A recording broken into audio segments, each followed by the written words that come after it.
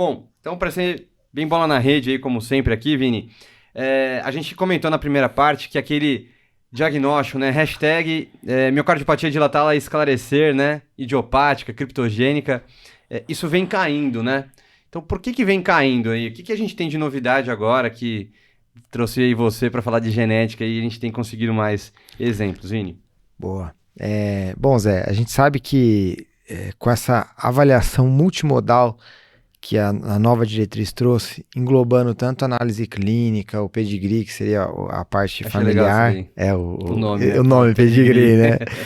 Mas também todos esses exames complementares, eletro, eco, ressonância e os demais, quando bem indicados, além do teste genético, tudo isso aumenta muito a possibilidade de a gente chegar num diagnóstico etiológico, que é algo que há poucos anos atrás a gente via vários pacientes no ambulatório de insuficiência cardíaca com etiologia a esclarecer sem chegar num diagnóstico preciso. Então hoje com a medicina de precisão e também com toda essa avaliação multimodal, a gente aumentou muito a taxa aí de diagnóstico etiológico e reduzindo aí essa miocardiopatia idiopática, né? Aí, a A esclarecer. esclarecer.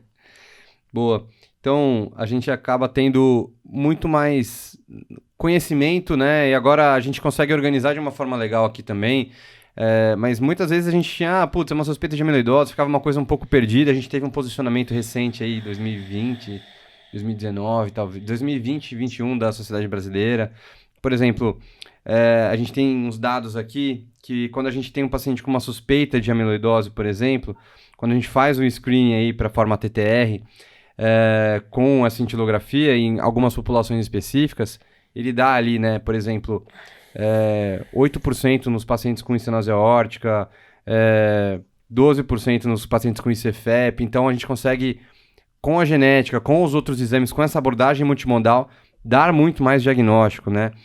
Síndrome do túnel do carpo, a gente lembra que tem na estenose aórtica de baixo fluxo, baixo gradiente, também tem uma grande prevalência, aí, cerca de 10, 12% também, se não me engano, de pacientes podem ter amiloidose cardíaca associado também. Então a gente acaba fazendo muito mais diagnóstico, né?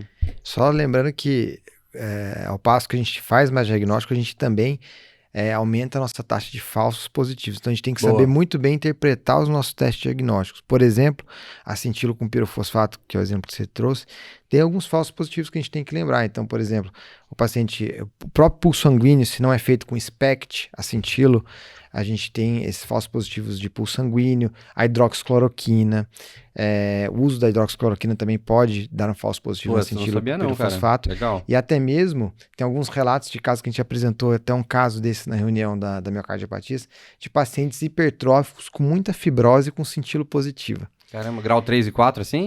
Perugine grau 3 e 4. Caramba. Então, a gente tem que saber também interpretar os nossos testes diagnósticos. A gente tem muita arma na mão, mas a gente tem que saber as nuances de cada uma delas. Não dá pra dar uma de Rambo aí, né, Lapa? Não dá. Eu acho que pra quem não sabe, a história do Rambo veio lá o primeiro episódio que a gente explica o protocolo Rambo lá.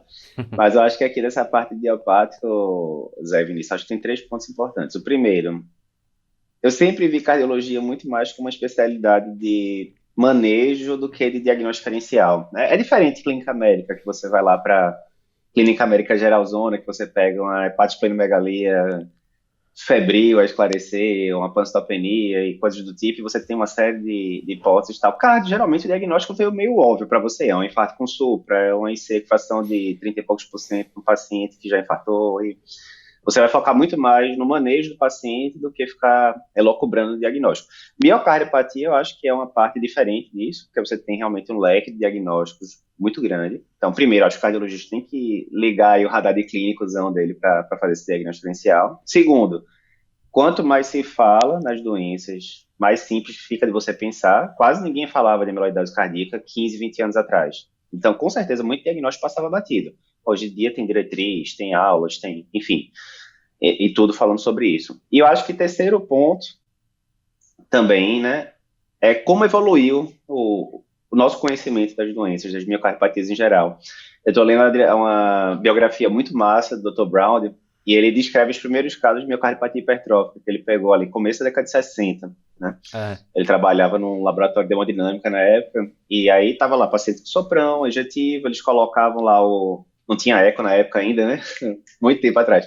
Colocava o catéter, né? Na aorta, dentro do ventrículo, via a diferença de pressão entre os dois, deve ser estenose aórtica, manda para operar. E aí, reiteradamente, quando chegava lá, não tinha nada na válvula aórtica, né? E aí ele fala do peso que era para ele, meu Deus, eu mandei um paciente para cirurgia que não tinha necessidade e tal, e ninguém sabia o que era na época, né?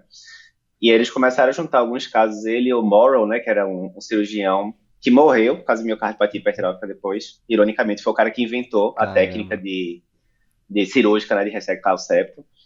E depois de algum tempo, eles pegaram ali 60 casos, começaram a publicar e tal, e década de 60, em termos históricos, sinceramente, é ontem, né?